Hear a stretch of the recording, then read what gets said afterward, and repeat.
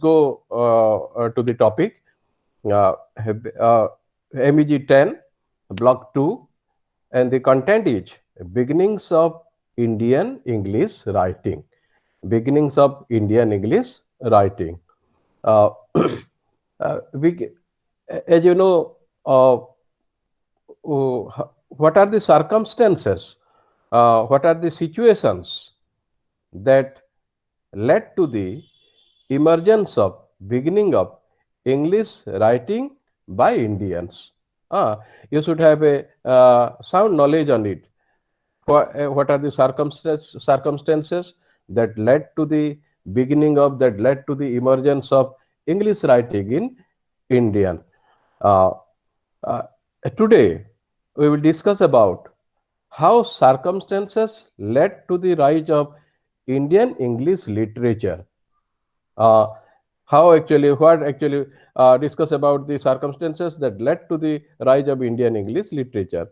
uh, you know, you know it well that it is a large network of educative and cultural activity. Writing is a large network. Indian writing is a large network of educative and cultural activity. uh, in this context, we must keep it in mind that there are remarkable contributions of some of the writers, some of the prominent writers, and among that prominent writers, Raja Ram Mohan Rai is considered as the preeminent promoter of Indian English writing. He is considered as the pre-eminent promoter. His influence on Indian English writing cannot be undermined, cannot be ignored. He plays a very important role. Raja Ram Mohan Rai plays a very important role to promote Indian English writing. There are many other actually writers, but Raja Ram Mohan Rai comes first. N. Krishna Swami and Archana Borde, actually in the book, The Politics of Indian English, in the book, The Politics of Indian English, divided the history of English in India into five pages. Uh, as you know, there is a book. The name of the book, the title of the book is The Politics of Indian English, and N. Krishna Swami and Archana Burde, they divided the total page. I mean, the development of Indian English writing, they divided into five pages. They divided into five pages, and they divided the history of English in India into five pages, and each page is very important. Each page was a landmark event between India and England. And there is a constant fight between the colonial writing and Indian writing. The constant fight between the colonial writing and Indian writing. And each page was very important. Right from 1600 to 1947. In the year 1947, India achieved independence and India became politically independent. And constant fight between 1600 and 1947. 1600 actually marks the year of English Indian actually started the year the year the English India actually started, and it actually provided um, in the year 1900 in the 16, the year the East India Company was started, and in the year 1913 East India Company presented a charter for trade and commerce in India. It was renewed, and at the beginning of Indian writing in English, they divided into five pages: 1900, I mean 1600, 1813, 1857, 1904, and 1947. Uh, who started? Krishna Swami and Archana Bodde. They actually divided the history of Indian English writing into 5 pages, and the 5 pages they categorized it from the year 1600 to 1947, and they say it was in the page between 1813 to 1857 some of the most important development took place. Very important development took place between 1813 and 1857. The important development took place. Therefore, they claim that each page was a landmark, each page was important, and each page was a landmark event between India and England. From the period 1600, the year the East India Company started, and till 1947, the year India became politically independent. And between 1813 and 1857, important developments took place on the rise of Indian English writing. And Indian English poetry came to be written in Bengal as British first established in Bengal. East India Company settled in Calcutta. East India Company established in Bengal, in Calcutta particularly, and uh, English writing, English poetry came to be written in Bengal as British first established in Bengal. Therefore, uh, from there on, it was to spread to Madras and Bombay. First of all, uh, East India with the coming of East India Company to West Bengal, uh, Indian poetry actually became Indian. Some of the writers were inclined to write Indian, I mean poetry, and therefore, first of all, it was very popular in Calcutta, and later on, this actually thereon it was to spread to Madras and Bombay. Indian English writers were largely upper class, very important, upper class. There was also a tremendous, I mean, feeling that the upper class were the writers, and the caste factor was also very important. So people who belong to upper class, they were the prominent writers at that time. There were many Englishmen and women in India. In India, there were many Englishmen, many English women who were also writing about Indian themes. They were also actually writing on Indian themes. They were also writing on Indian subject matter. They were taking themes from different actually. They were picking up different themes and they were writing on it. Who were writing? The Englishman, English woman. They were prominent writers, and they actually selected Indian themes as in their writing. And India, who were also writing about at that time, some Indian writers were also writing on Indian poetry.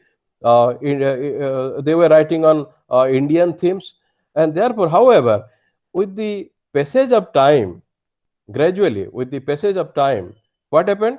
That Anglo Indian literature written by the English in India came to an end.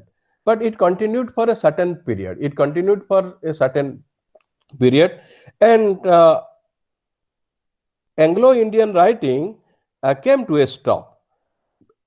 uh, I mean, the Englishmen and women, they were not inclined to write Indian writing, and which provided an opportunity to the Indian writers, which provided an opportunity to the Indian writers uh, to write Indian English writing, and therefore, however, with the passage of time, as time passed on, as time passed on, the Englishman, the Englishwoman who were writing on Indian themes, they stopped writing.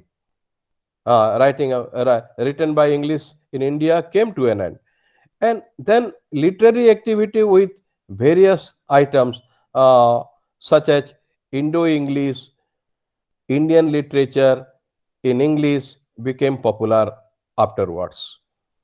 Uh, the Indian writers became encouraged. Indian writers became actually came to the forefront. Indian writers actually they selected themes and the literary activity, their literary activity expanded, their literary activity progressed, and their literary activity became vibrant, and the activity with various themes on various items. Uh, this actually wrote and with different terms, with different names. With what names? Such as Indo English. They term it as Indo English, means Indian writing in English. They also termed as Indian literature in English.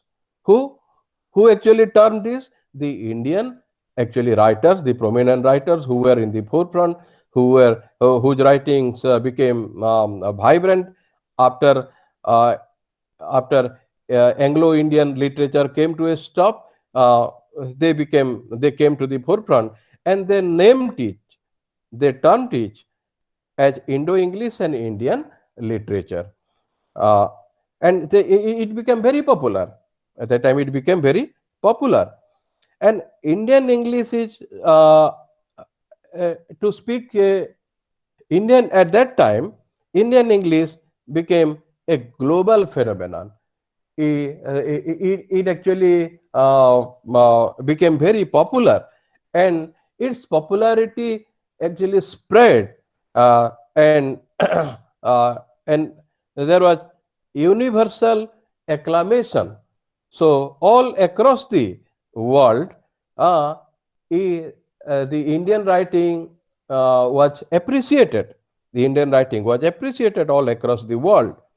Uh, and Indian English writing such as poetry, short story, novel, drama largely became urban and elite phenomenon. So gradually what happened?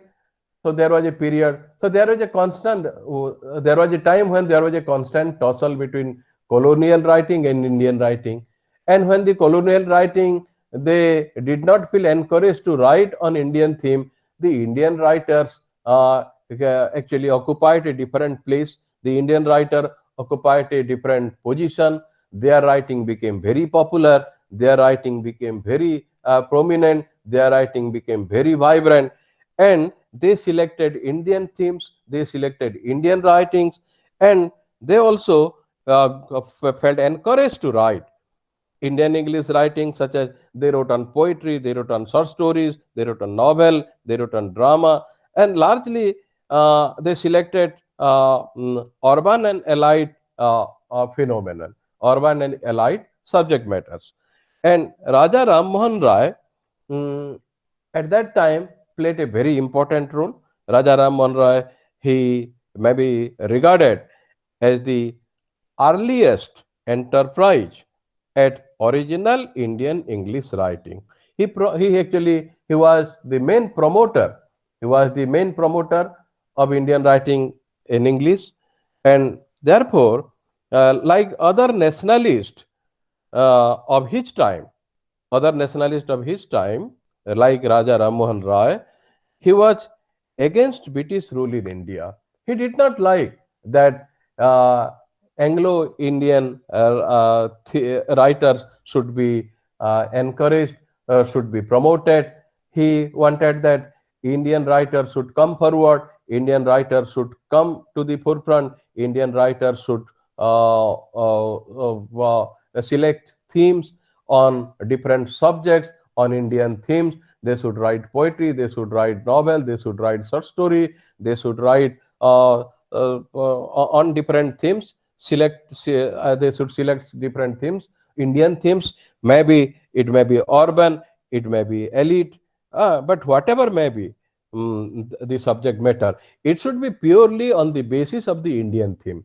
It should be purely on the basis of the Indian subject matter. This is what Raja Ram Mohan Rai wanted, and because he was against the British rule in India, and he was the first important, actually bilingual Indian writer.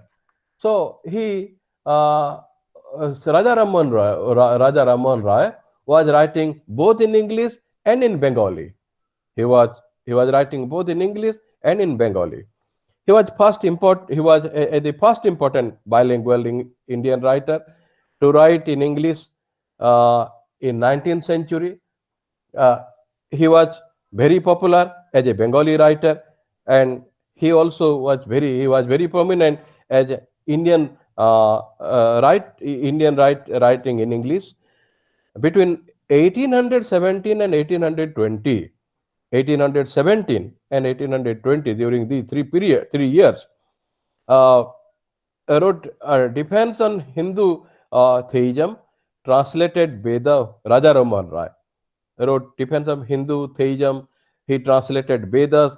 He translated different kathas, Upanishads into English, and he wanted to popularize it. He wanted he it was he actually opted for translation, the very Indian Vedas, Indian Kathas, Indian Kenas, Indian Isos, to Indian Upanishads. He translated it into English and wanted to popularize it among the uh, among the readers, and he also translated major writings in Bengali into English. So he also translated masterpieces, many masterpieces of Bengali. He translated into English. He translated into English so that people can read extensively.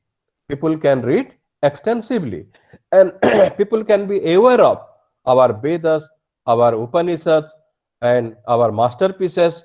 And gradually, what will happen? It will also give encouragement to the young writers, to write in English. And that was the main objective of Raja Raman Rai. And he translated the major works, he translated the masterpieces, he translated many Vedas, many Upanishads, and Kathas from Bengali into English. And he also translated major writings in Bengali into English, so that there can be a comprehensive knowledge uh, of Vedas, Upanishads, and can be popularized among the people. So, to say in brief, Raja Raman Rai uh, was the promoter, was the main architect who wanted to promote Indian writing in English. He also wrote short autobiographies, and he also wrote short autobiographical sketches at the request of his friends. Many of his friends requested Raja Raman Rai to write short autobiographical sketches, and he also did it, and it became very popular among the readers. These short autobiographical sketches became very popular. So, in short, he pioneered Indian English writing.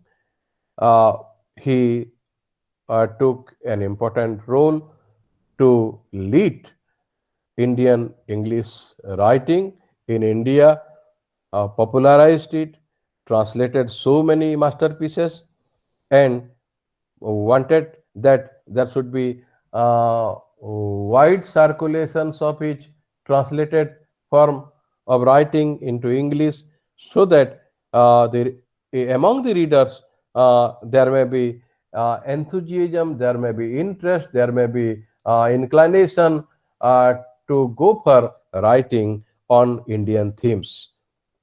Uh, Actually, In short, he pioneered Indian English writings, which subsequently flourished in many directions and all across the country. It became very popular. All across the country, his writings became very popular. People liked it, and as a humanist and a social reformer, we all know Raja Ram Mohan Rai was a reformer, social reformer. Raja Ram Mohan Rai was a humanist. He rose to a great height. He rose to great height. So, with this in mind, he established Brahma Samaj at Calcutta. In 1928, he established Brahma Samaj. He propagated the abolition of sati. He also advocated actually widow remarriage. So, as a social reformer, as a social activist, Raja Ram Mohan Rai actually propagated. Raja Ram Mohan Rai, he wanted that thus the sati daha pratha, this should be abolished, and the widow marriage should be encouraged. Hmm. Widow marriage should be encouraged, and uh, uh, so therefore, uh, this enabled him to this enabled this enabled him to actually popularize. He this enabled him to popularize the, the social reformation and humanism. As we know, Raja Raman Rai is largely remembered as the man who fought the Hindu social practice of a wife immolating herself on her husband's funeral pyre. So this was he believed that this is a very wrong tradition. Why should uh, a widow remain widow for all the rest part of her life? Why should she not be encouraged for remarriage?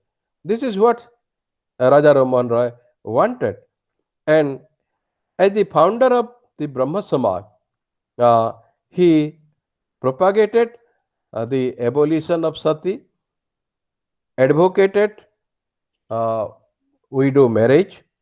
However, he has contributed much more than that.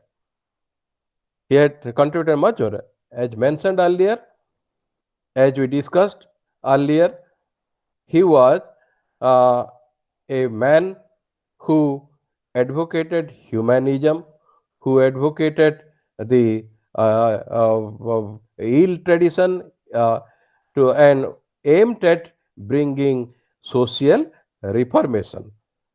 He had studied many religions, and his perception was extraordinary. His understanding was extraordinary. He took a different view of religion, of the world, and he wanted to compare between them and the Vedantic philosophy of Hinduism. And that is why, for that reason, he wanted that a widow should go for remarriage because of his deep understanding of the religion and open mindedness. Deep understanding of the religion and open mindedness, he could uh, actually advocate this. It was some people may consider him as otherwise, but uh, uh, he wanted to draw good points.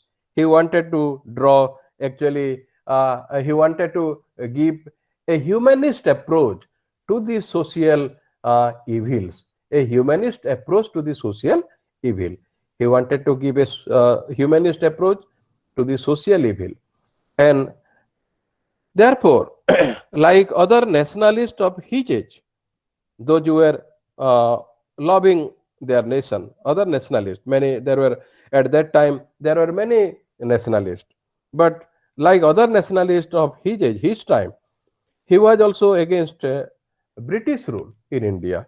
He did not want, he did not like that the British should rule for all time to come.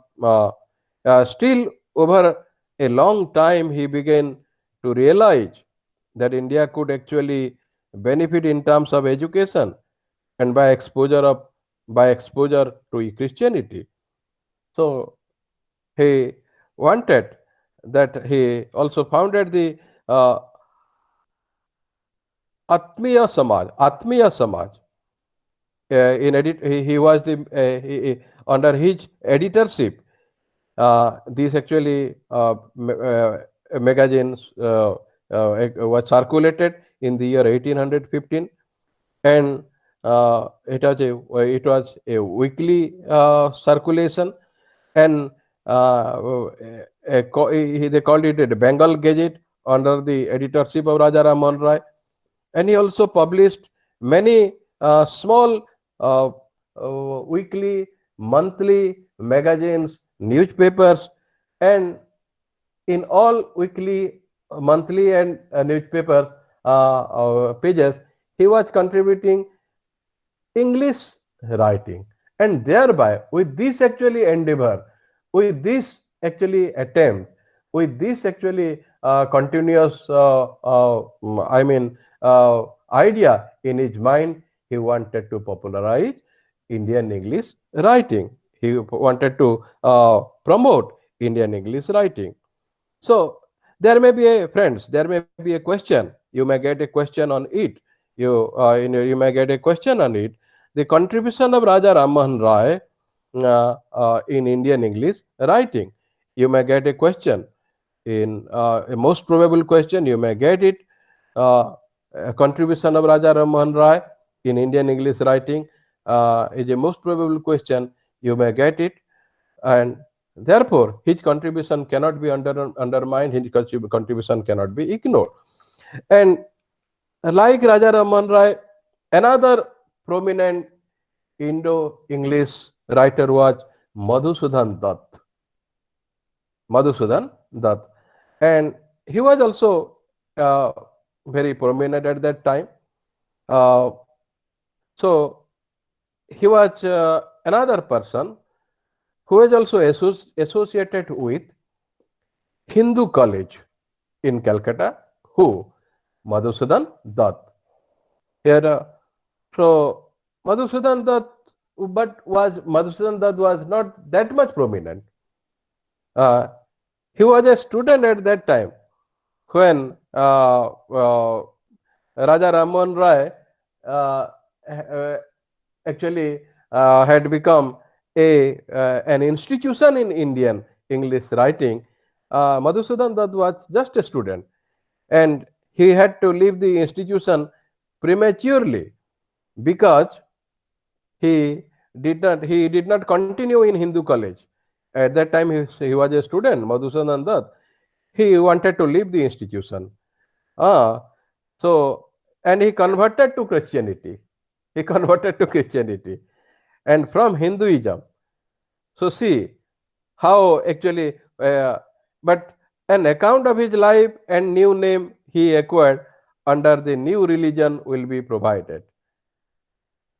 Then until that time, uh, he, first of all, he was an ardent supporter of Hinduism, and the reason is not known why he made up his mind to convert his religion from Hinduism to Christianity, and therefore an analysis of why he subsequently switched to writing in Bengali, his native tongue, will also follow the discussion of his writings.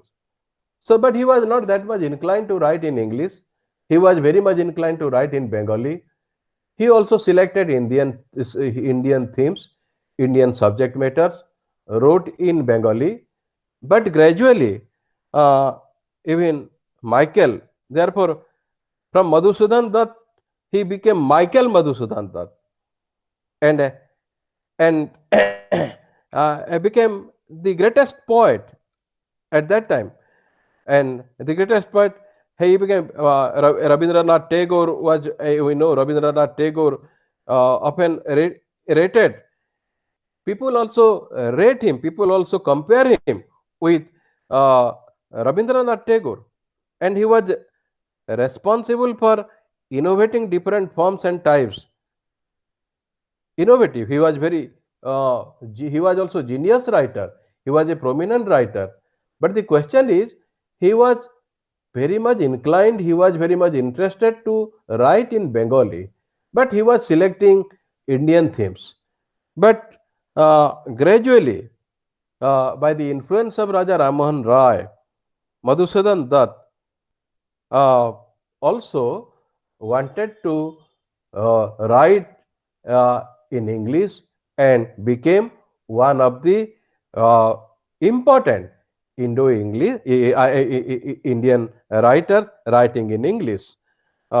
Therefore, uh, we cannot actually we cannot conceive in our mind. We cannot actually think that he was not inclined to write in English. Initially, he was inclined to write in Bengali, but later on, he was inclined to write in English and became one of the most important writers writing in English, Madhusudan Dutt. And but he intellectual caliber cannot be undermined, cannot be questioned. Uh, Michael Madhusudan Dutt attended Madhusudan attended a grammar school mm, along with other disciplines, and he was taught Latin and Hebrew. Uh, he was interested to learn other language too. After 5 years in the grammar school, Madhusudan joined Hindu College, and Hindu College Madhusudan breath is in the air of rebellion and uh, permitted its climate into the early 19th century. But he was not comfortable there. And as we discussed, as I already discussed with you, he left the Hindu college and converted to Christianity. Uh, but whatever may be his religion, he was inclined to write in English. And Madhusudan Das literary his literary output is extraordinary. Began to write in English during his days at Hindu College. Keep it in mind that we discussed Madhusudan, I mean Raja Ram Mohan Rai. Now we are discussing Michael Madhusudan Dutt. Michael Madhusudan Dutt was originally a Hindu, but later on he converted his religion. He became a Christian. He first of all he joined Hindu college, and God knows what change came to his mind. He wanted to convert his religion from Hinduism to Christianity, but while he was continuing his studies at Hindu college, he was a prolific writer, writing in English. And some of his Hindu college period poems were published in contemporary English periodicals, in English magazines. It was so powerful that some of his writings were also came out in came out in English newspapers, English periodicals, and renowned. He was considered as a renowned writer, which he himself used to enjoy reading, and later on he also enjoyed reading his own writings. Madhusudan poem in English actually encapsulate a wide variety. Uh, there were short epigrams, lyrics of a romantic flavor, sonnets, which at least one is a blank verse.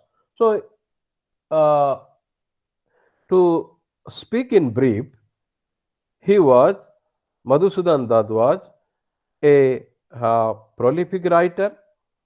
Uh, he was selecting Indian themes, writing lyrics, writing sonnets, uh, writing in blank verse, and there was no writing. He loved writing in blank verse, and a longer poem uh, was very popular at that time, which Madhusudan Dutt wrote, King Porus, divided into 6 stanzas at about 20 lines each.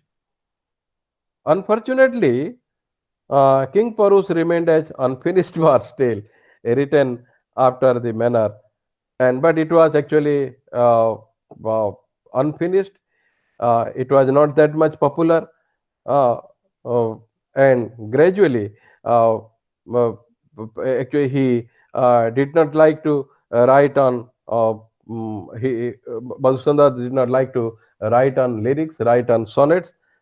He wanted to write on poetry, short poetry, short poems. Uh, and the literary confuses history and mythology. So that liberally he confuses history and mythology. There was a confusion in his mind. There was a confusion in the mind of Michael Dutt between history and mythology. But his prosody is consistent. His syllabus moved from almost as much vigor as that of his models, and therefore, uh, uh, the India into which these early Indian English poets were born was a country that had lost its former glory. Like Madhusudan Dutt, we saw the previous, a country was also reeling under the yoke of imperialism. At that time, there was a terrible fight between the English writers and Indian writers writing in English. And this actually concept changed with the coming of Raja Ram Mohan Rai. After Raja Ram Mohan Rai, some of the prominent writers like Madhusudan Das and Taru Dutt, they actually occupied a different place.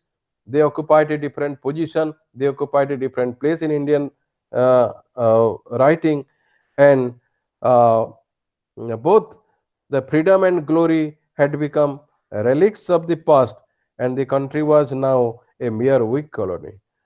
Therefore, the uh, uh, this period, uh, this period can be considered as the golden period for Indian writers to write in English, to write in uh, English on different context, on different points. Mm. Next to him was the Toru Dutt. Toru Dutt was also a prolific writer. Uh, Toru Dutt was very powerful at that time, very prominent at that time. Uh, his contribution uh, cannot be ignored, cannot be undermined. Toru Dutt became um, uh, as important as became as important as Raja Ram Mohan Rai and Michael Madhusudan. The first anthology of Aru and Toru worked on a was a volume of translation from French into English called a ship gleaned in French field, which is without doubt the most well known of Toru Dutt work. So, first of all, he translated many uh, uh, writings from French to English and popularized it. And this was very important at that time. The Indian edition was a large octavo volume, 252 pages, of which 40 consisted of notes showing Toru's vast insight into French literature. So he was an authority in French literature, and he wanted that the French literature should be translated into English. And so, whatever may be her intention, Toru Dutt, so, adopting translation as a method of writing and aiming to popularize it among the Indian readers is also contribute a lot in Indian writing in English. The translation were from about Persian poets, from French poets, and uh, though she was chiefly concerned with the French Romantic translation, she did not confine herself to them. But this did not continue for a long time. This did not continue for a long time.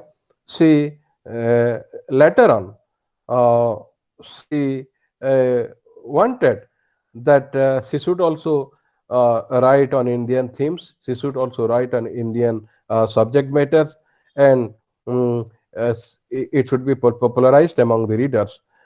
The novel, which is the form of excerpts of the diary of French Catholic girl, covers the period of a year and a half from the time when she, Margaret, the heroine, lives. And later in this novel, uh, Tarudat became very famous.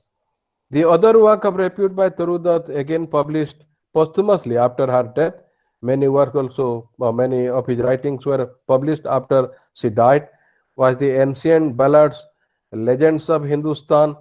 They were masterpieces. Ancient of ballads and legends of Hindustan were masterpieces, and they were published after she died. Ah, and therefore her poetic talent is very versatile. Her poetic talent is extraordinary. Her poetic talent is uh, uh, acknowledged uh, uh, from all across the globe. And from the poetry, then she explores this book, range from sonnets to narrative poem. To sum up, I'm summing up the work of Tarudat participants. Uh, Initially, she opted for she was inclined to translate French literature into English. Later on, she wanted to write on in Indian themes, Indian subject matters. She also translated many masterpieces uh, uh, into English, and but gradually she became inclined to write in English, selecting Indian themes, Indian subject matters, and therefore she explored the possibility of uh, actually giving a new dimension to Indian writing in English, and her poetic talent is very versatile, from forms of poetry that she explores in the book The Savitri, to the drama called Lakshman. In this, so she became very popular through translation. People could acknowledge her literary talent. And the first poem of Savitri is the longest and one of the most beautiful legends in the Mahabharata. Tarudat uses the English ballad tradition and octosyllabic quarters, and in this way, Tarudat also contribute a lot in Indian writing and Indian actually writing. This is how the beginning of Indian writing English uh, passed through many hurdles, but gradually Indian writing English defeated the colonial attitude, colonial thoughts, and as a result of which the English writers, they did not feel inclined to write in English, and Anglo-Indian writing came to a stop, came to an end, and gradually the uh, English writing in English by the young writers, by the young actually poets became very popular. With this, I conclude block 2. Hello. Yes, sir. Yes, sir. Uh, Hello. Hello. Sir, can I have some written documents, sir? Uh, uh, uh, Written documents, yes, you can get written document. Have you not been provided materials, study materials? Not yet, sir. We have not received any material. Oh my goodness. You have not yet received study material, na? Yes, sir. Uh, Without study material, it will be difficult on your part to prepare, because whatever we are discussing, later if you go through the study material, you can get a sound knowledge of the subject matter, sound knowledge of the topic. But uh, one thing can be done. So you can download it from the Gyan course. Uh, there is actually a link from where you can download the material also. But mm, uh, as a rule, you should be provided with study material by the IGNOU, by the center. Uh, when are you going to appear the exam for this course? Sir, June 2021, sir. Probably in the month of June. Yes, sir. Uh, so in the From your meantime, side, sir, personal request, no, can no, you provide me, sir? here also the coordinator Dalai sir was also telling that they have not received any course material. The center has also not received any course material. So it should, as a participant, you should get the course material from the regional center, Bhubaneswar. Uh, if you have any contact number, you can talk to them that you have not received course material.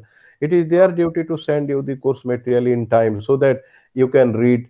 Before we actually discuss the subject matter with you, you should read fast. When you read once, and after that, when you give counseling, you can have a sound knowledge of the subject matter, and it will be easy on your part to prepare question. Sir, last year also I did get the books from IGNOU, so I purchased from the outsider. Last time. But this time you have not received any course material, na? Yes, sir. I called them, but they didn't respond anyway. Or they are not responding. Uh, no, they call them again. Repeat. They call them again that you have not received. You are see, you are paying for that, and it is their actually prime duty to send the course material fast to the participant. Uh, we can manage without course material. We can manage because if they provide us a link, we can use the link, download the subject matter, and give you counseling. But without the course material, a student will be helpless. Yes, sir. Uh, anyway, was there any problem in today's counseling? No, sir, it's absolutely clear, sir. Very nicely elaborate, sir. Last, what I could not make you. I could not understand. What did you say? No, very clearly, sir. I got it, sir. Nicely. You got? Were you able to understand it? Yes, sir. Yes, sir. Oh, thank you, thank you.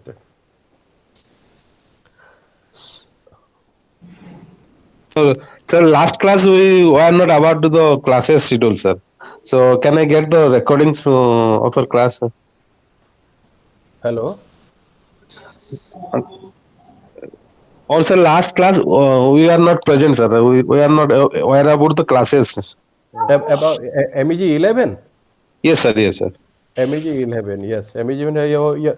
Yesterday I had a class on MEG 11 uh, on American novel.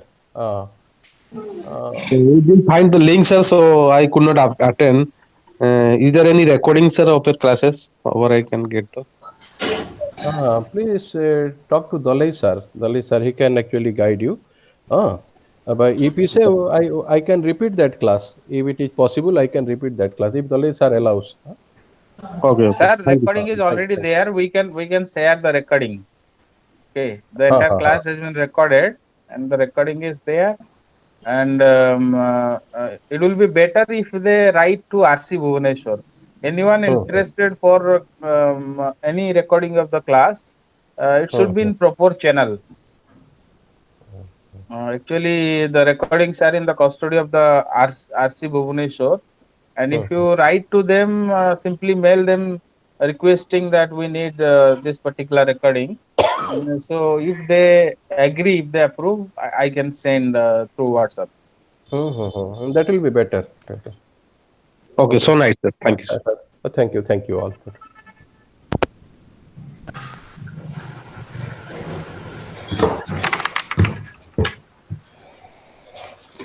Sir, the class is over now. Sir.